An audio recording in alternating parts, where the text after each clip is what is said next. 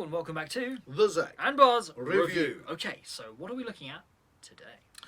Well, we're looking at infrared camera equipment. We do like our infrared camera equipment. And today we're specifically looking at the Nightfox Red. Now we have looked at the Nightfox whisker before, so Yep. it'd be interesting to see how this compares. Well, I bought this way back in 2022. A couple of years ago. Used it all throughout 2023 bat survey season just to put it through its paces. Yeah. I subsequently have looked on the Nightfox website and I can't see the red on there for sale. Oh, that's So interesting. I don't know whether that's because it's just not available at the moment. Maybe they've replaced it with a newer But they have version. got 3 other versions that are called Swift, going up to the Swift Pro. So it might be that they've just basically upgraded this. Okay. But if it's got anything in comparison to the Red, I think you're going to be nicely surprised. Yes, especially considering when it comes to like budgetary constraints and things. Yeah, this well- is kind of low end, but very, very useful and Yeah. functional. Again, low end sounds a bit kind of negative, and also saying that this is what we would call budget. You know, Budget friendly, yeah. Budget friendly also sounds a bit sort of. I actually think for Nightfox it's kind of sounds underwhelming for what you're getting, because Right. actually so far the Nightfox products that we've dealt with have actually performed very, very well. Absolutely phenomenal. Now, I will also say we are not affiliated to Nightfox. We have nothing to do with Nightfox. We don't So get this any is a sponsorship. completely, This is completely completely, you know, as it is subjective review from us about these products. And trust me, if you're familiar with our reviews, if something is bad, we will say it's bad. So, how much did you actually pay for this? Right, when I purchased this Nightfox Red, it was £249.99. Okay. Now, the reason these are becoming, or night vision cameras are becoming essential when it comes to bat surveying is because you've got the new guidelines that come in, Yes. and all bat surveyors now need to use NVAs. What does that stand for? Night Vision Assistance, There or we are. aids, Night Vision aids.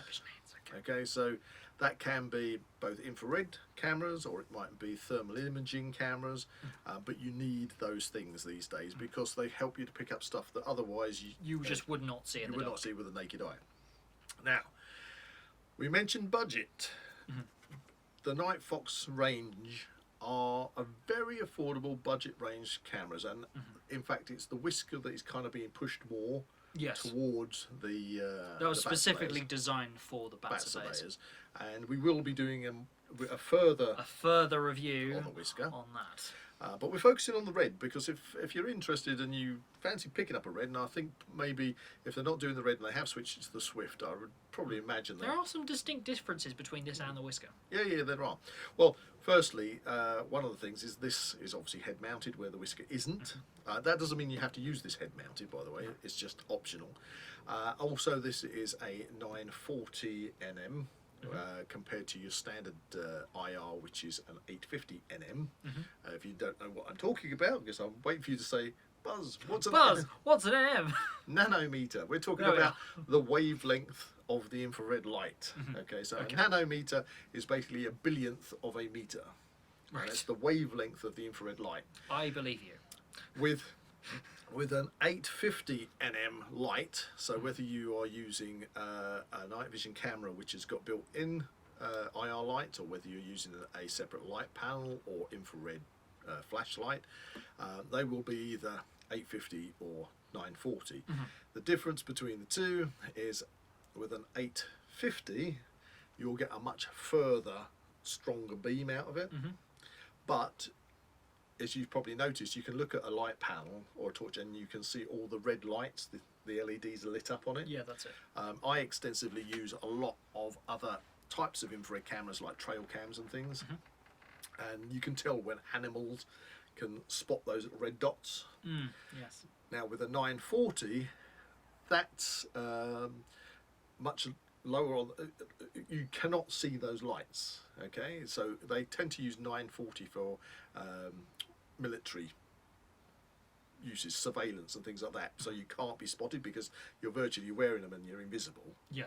However, you get about 40% drop in the efficiency of the Right. infrared light. That okay. Okay, so you get more efficiency from an 850, but you can see it.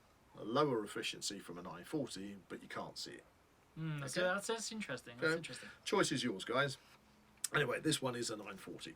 So we unbox it. What comes in the box? We've already done that because obviously I bought this a while back. Comes in a lovely case. I was really happy about this, and all the Nightfox products that we've purchased have the all whisker included. Come in a nice package. Now this one I had an initial issue with because the box is 50-50, so whichever way up it is, it looks identical. So you can't tell which is up. Which is not. It proved not being ideal when you were out in the field and it's dark. Yes. Yes.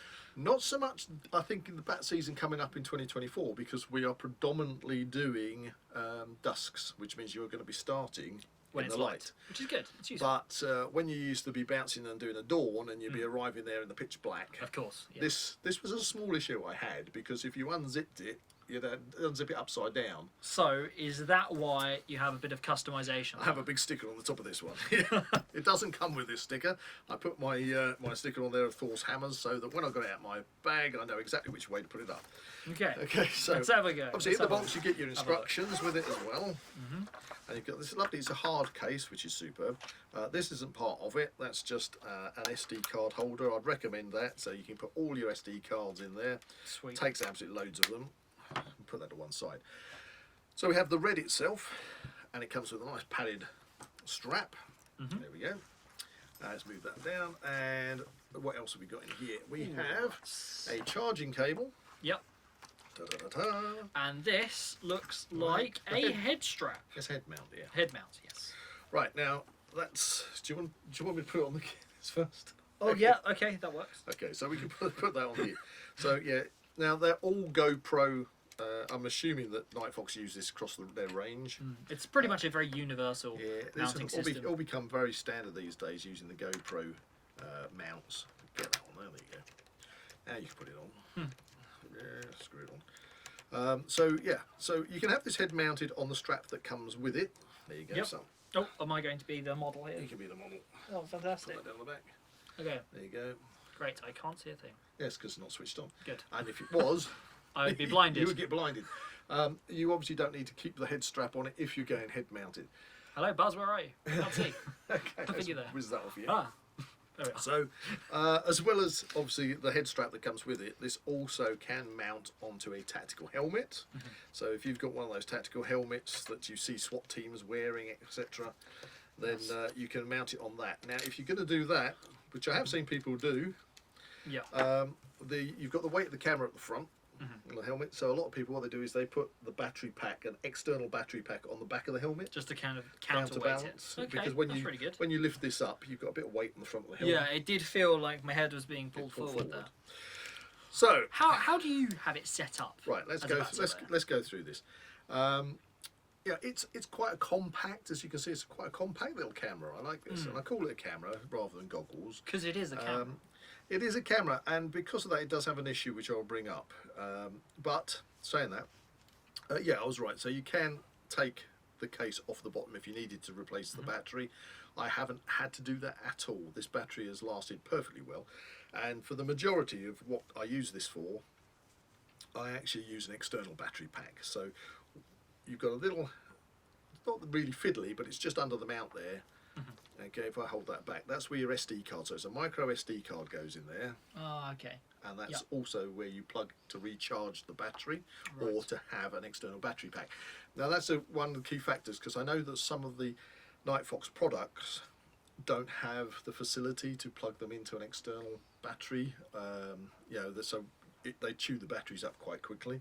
So I think it's essential to be able to have that big old external battery pack, so you can run this. It's a bit of reassurance, isn't it? You can run this continually. I think using it just with its own built-in battery, you'll only probably get one bat survey out of it, maybe 1.5, which is no good, before you need to recharge it. And if you haven't got the facility, I mean, obviously this year it's going to be mainly dusk, so you've got more time to recharge your equipment. But using the external battery pack cuts all of that out. It just keeps it on all the time. It's very reassuring. Yeah, really reassuring. Now, you've got a very simple button here, the on button, and then we have the record, stop and start, we have a digital zoom, and within the menu system you have, if I just turn this on, which you're not going to see on the camera, I'm just turning this on, here we go. So you've got IR, which you have 5 levels on.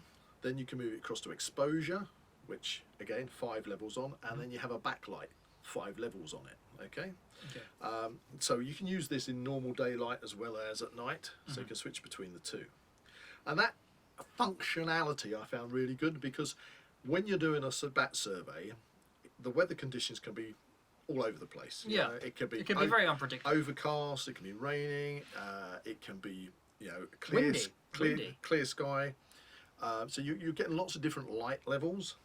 So having that adaptability. If you're in an urban area, you have street lighting and things, and as the sun goes down, obviously your light levels are changing. Yep. And because this is, as we say, budget range, it doesn't alter itself at all. So you need to it's a very manual you need to keep an eye on what you're videoing, because you might need to adjust the exposure. And of course it is essential to have an understanding of these technical specs. And what they mean, because if you just switch this on, and especially if you are recording at dusk and you're seeing if you've got any emergencies coming out of, say, an old Tudor cottage which is painted white between its black beams, the white, as the light goes, really starts to reflect the IR light, and you have to drop down the intensity of the IR. You've got to know what you're looking at. So there is a bit of a constant kind of balancing things out, but that's not a bad thing, because you should be checking your camera equipment anyway at all times. So that is very basically how it works. It's really straightforward. You stick your SD card in there. It comes with a 32 gigabyte. It takes up to a 64 gigabyte. Right. Whereas I know the Whisker, that can go to 128, can't it? I believe so. I think I've got the 64 ones. But a 64 gigabyte is going to do you easily one survey. Oh yeah. Possibly you get 2 out of it, but I don't really bother with that, because the thing is, with the cost of SD cards are so cheap, I literally just have an absolute bucket load, and when I finish a survey, I'm going to be immediately taking that footage off that SD card anyway. Well, micro SD cards. We're talking about micro SD cards.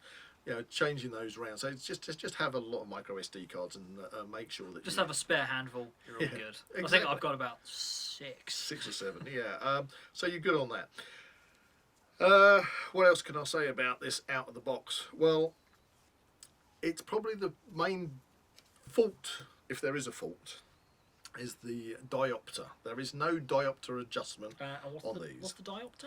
Right, well, I don't know if the camera's going to pick this up, but you have got, in here, there is a screen, okay? So that's an LCD screen, which you are looking at. And you're looking at that screen, and there's a magnifying glass in there that probably brings the size of the screen up. But even so, it kind of looks like it's about 2 inches away from your eyes. I'm going to just turn that off for the moment. Yeah, it's an easy turn off. Boom. Right. So it feels like it's 2 inches away from your eyes. Now, if you're using, as I reach over here and get a pair of binoculars. Wow, okay, going old school. These are binoculars. Not with binoculars, you have what's known as a diopter adjustment on it, because everybody's eyesight is different. So what you do is you get your binoculars, and then you would set your diopter to 0, focus in using your left eye on a chimney pot or something like that, whatever you fancy, adjust the diopter to the opposite eye, and everything is spot on for your particular eyesight. Now, the problem is you don't have this with that. So it's kind of like, how can I explain? It's kind of like looking at that screen. It's like having, say, open a book, looking at some text. And you can read it here away from yourself. I wear reading glasses, okay? Now I can read at that distance. So if I just took, well, this box has got some text on it. Over here, I can read that perfectly well, okay? EU authorised representative, okay? If I bring it up here, 2 inches away from my face, completely out of focus. I mean, I could probably read it. There you go. Yep. Okay. EU authorised representative. Okay, well that just goes pros to 2020 vision. Proves the point. So when you've got this, you've also got a focus dial that's just underneath the lens here, and so you're looking through it, and you're trying to focus it in, and of course it's at this distance. Now you can have my trusty reading glasses. I can just about get those into the rubber mount here. Isn't the greatest thing in the world. However, what you tend to do is if you literally look a bit further, bring your eyes away from it, then it becomes more This focused. is where it becomes, it's very much that camera Yeah. instead of being actual goggles. Exactly. And I know that other people have sort of complained about not having a diopter Even on that, adjustment. on the whisker as well. It was very much, oh, they're going like this. They're going, oh, it's not in focus. I can't focus it.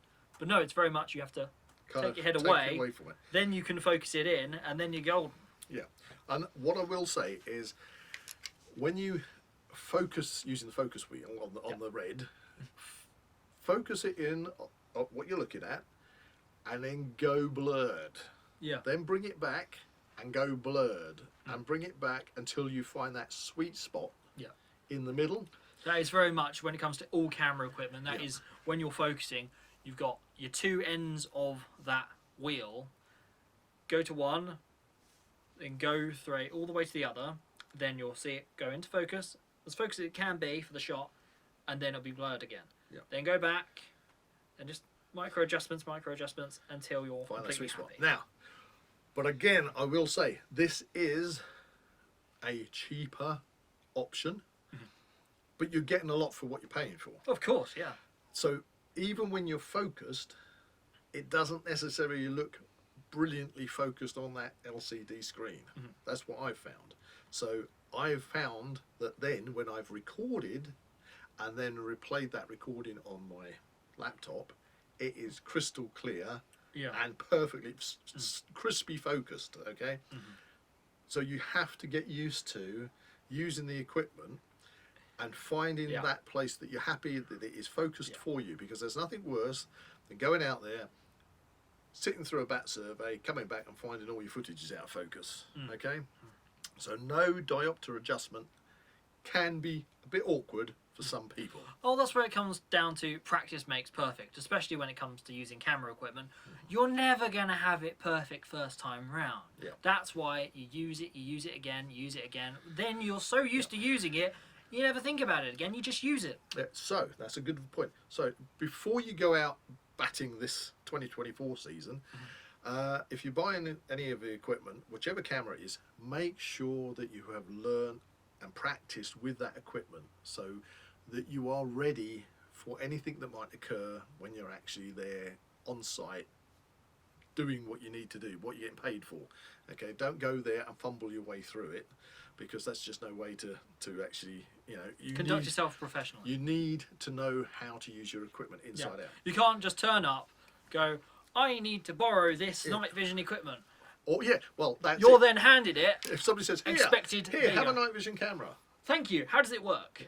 Well, I'm too busy. I've got to go and deal with mine. Exactly. You need to know your equipment. Yeah, and that is absolutely essential. Yeah. So, so make sure it's charged. Make sure you've got a charging backup. Make sure your SD cards are sorted out. You've got to format them. You've got to then set the dates and times in the camera. Yeah, okay, so that brings us on to another thing. Make sure your date stamp is set correctly in the camera. And the time as well. Date stamp and time. But you can find with these pieces of equipment, you get time slip. Exactly, yeah. So that if you're using it for a month, you suddenly find that you might be 2 minutes out from what the actual time is. That is why I've did the bat season last year. Every single time I start a new survey, I go through that process of, is my camera SD card formatted? Set the date and time. Is that synced I to coordinate it to, for instance, a watch that I have on my person. Or your phone or whatever. Or my phone or whatever. I always check and repeat this process to make sure it is dead on. Now that is really important, because the reason we're using NVA is because as the light levels go down, you're going to miss stuff. And these things are going to see things that you might not pick up. Or you might see a bat, for example, that has broken into the skyline above a house. Yeah. But with the naked eye, you don't know where exactly that bat's come from. Has it come from out of the roof, from underneath the tile? Has it come down the roof, from around? Has it come from the other side of the roof? All sorts of factors. Post-survey, you're not going to want to be second-guessing your information. Exactly. You want to have that information dead on. So by having the timestamp and everything synced, it means that when you have your data sheet and you say, right, okay, have seen possible emergence at this time, and you say possible emergence because you're not exactly sure whether it was or it wasn't. That can only be for later confirmation. Then when you put your footage onto your laptop or onto your PC, you can zip straight through to the exact timestamp, because otherwise you're ending up wasting lots of time scrubbing through footage trying to find that. And if you're editing this post survey and it's out of sync with the timing, the actual timings of when these things were being recorded, then you're just going to find yourself in a whole world of nonsense. Yeah, because remember, guys, you are at some point, because you are expected to do these things correctly. Yeah, so to the book. Once you've used your night vision equipment and you've got that footage, and you've got to take the data out of that, the evidence. You need to be able to do it Get familiar with efficient, it. Practice as efficient with as possible. Yes. Which means you also got to be au fait with editing software as well. Yes, anyway, that's a whole different board game. Different ball game. But anyway, back to the red. So we've gone through a lot of tips there, I hope. Yes. Head mounted. So what do we do when we're going to actually put this on a tripod? Yeah, that was my question. What are we going to do? Put it on a tripod upside down? No. That's just silly. Now, I did speak back in I think 2022 with Red, and they did a mount which sticks on the bottom, which basically means that then you can put your tripod shoe on the bottom of the camera, which is fine. But I was kind of like, I didn't really want to do that because you don't want that. You've got that sticky residue. Yeah, and you've got a battery plate here that you may feel you want to take off, and then you've got to peel that mount off to do that. Nobody wants to do that to your equipment. No, so what did I do? Well, basically, I got a camera mount bar, which you put across your tripod, and underslung it. So basically, instead of above, below. So just put a GoPro mount underneath it, and it's underslung on the mount. So did that have it offset to one side? Off to one side, yeah. And did you have something on the other side? Yeah, on the other side, that's where I put my infrared light panel. Right.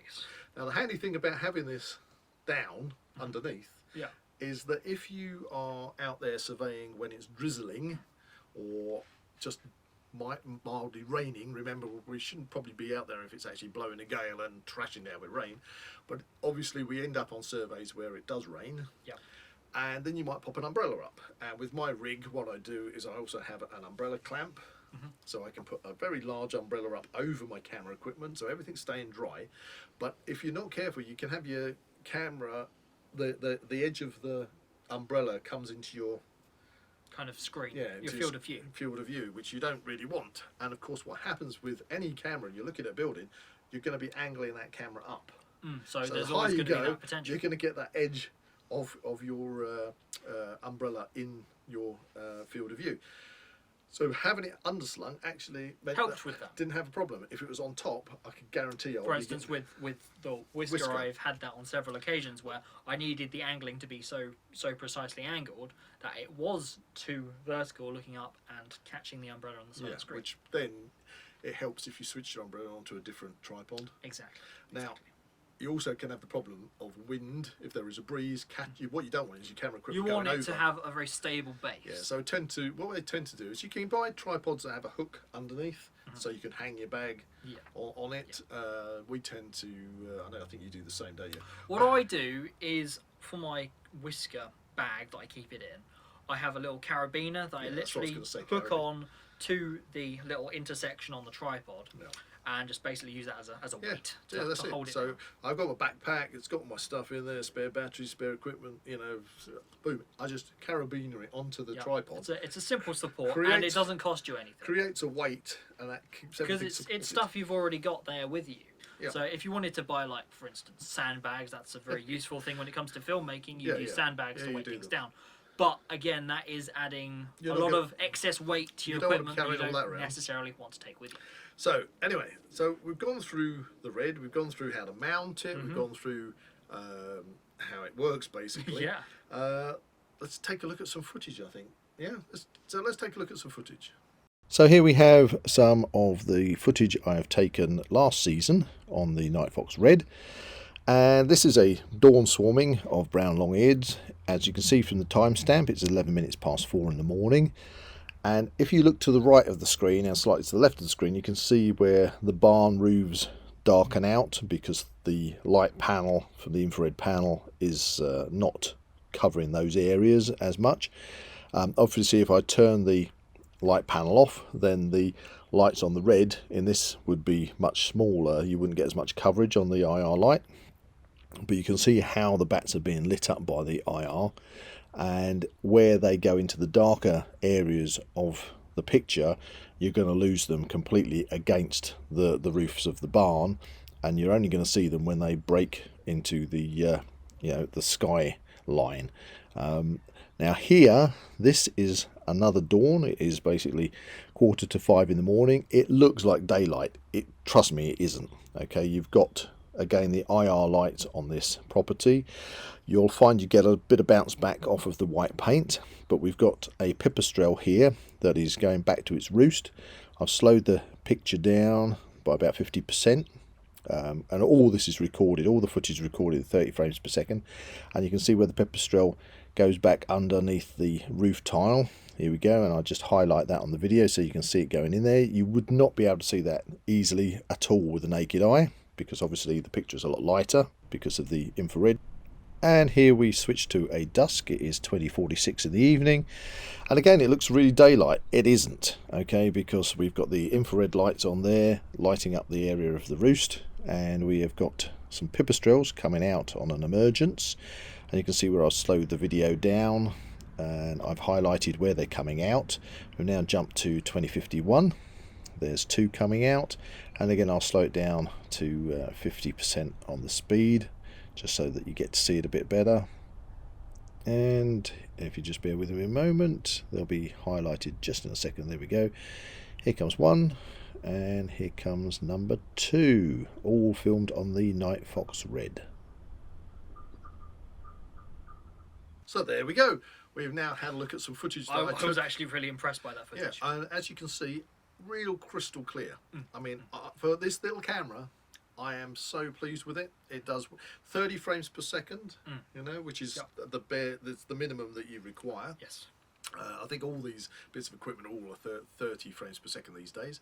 Obviously, in your post-editing, you can slow it down, which makes it easier to see whether something's emerging, whether something is re-entering or entering a building. So yeah, I was quite really impressive. Really impressed with this little bit of kit. But of course, you've got to again stress that these things do take time to get used to. You need practice to make perfect when it comes to recording with these, because they are intuitive to a certain degree, but they don't do it all. You do have to have that manual aspect. You have to have your input. Yeah, you can't just say, oh, I'm buying a night vision camera and it's going to do everything for me. Yeah, that is not the way to approach this. It is not. It is very much a tool that needs to be honed. You need to hone that skill in using it. Yeah, so do go out and do practice. Also, what I'd also say is that when you've got that raw footage back and you've got it there on your laptop, you're not going to escape the fact that you've got to do some editing. Yeah. And by tweaking light levels, saturation and things like that, you can also improve the quality of what you've actually recorded. It's a simple process, but it does take a little bit of time. It's what we specialise in. It's what we specialise in anyway. That's what we do. So, you know, if we get people sending us footage, we will then analyse that and take out the relevant information in that footage. But anyway, the Red, ta-da! Huzzah! I don't know if you can get this now. If you can get one second hand, good on you. I think it's a good bit of kit. Yep. If it's head mounted and you're wandering around, you might have a problem with that the diopter on it, because you can't focus it depending on your eyesight. Depending on what you're using. Obviously, you're not going to have it head mounted if you are doing bat surveys. Especially if you're filling in forms. And you're going to have it fixed point on a tripod. Definitely recommend having extra lighting with it, whether that is a light panel or whether it is an infrared flashlight. So there you go. I think it's proven. It's a smart bit of kit. It's proven to be, and it does the job. It does what it says on the box. Literally, it does. There you go. Anyway, if you enjoyed this review, please like and subscribe to this channel and comment below any suggestions of further reviews you'd like to see. See you in the next one.